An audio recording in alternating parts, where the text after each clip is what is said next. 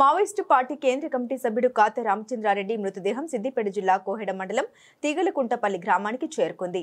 గత నెల సెప్టెంబర్ 22వ తేదీన ఛత్తీస్గఢ్ అంబుజ్ మాడ్లో జరిగిన ఎన్కౌంటర్లో రామచంద్రారెడ్డి మృతి చెందారు. కాగా రామచంద్రారెడ్డిది బూటకపు ఎన్కౌంటర్ అని మృతదేహానికి రీపోస్ట్ మార్టం నిర్వహించాలని కుటుంబ సభ్యులు ఛత్తీస్గఢ్ హైకోర్టును ఆశ్రయించారు.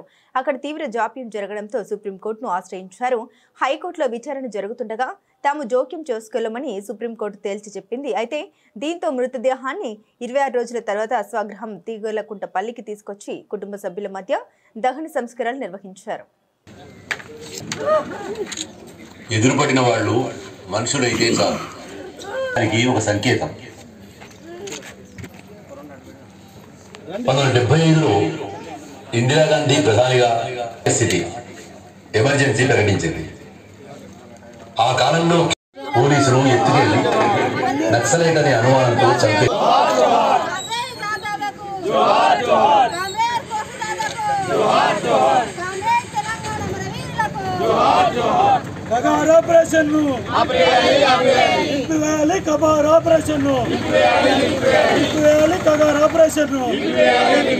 కేంద్ర ప్రభుత్వం వెంటనే మావోయిస్టు పార్టీతో శాంతి చర్చలు. కేంద్ర ప్రభుత్వం మావోయిస్టు పార్టీతో శాంతి చర్చలు. కాత రామచంద్రారెడ్డి బూటకపు ఎన్కౌంటర్ పై సుప్రీంకోర్టు సిట్టింగ్ జడ్జి విచారణ. ఆదివాసీ ప్రాంతాల్లోని సైనిక క్యాంపులను ఆదివాసీ ప్రాంతాల్లో 5వ షెడ్యూల్ను అమలు చేయాలి.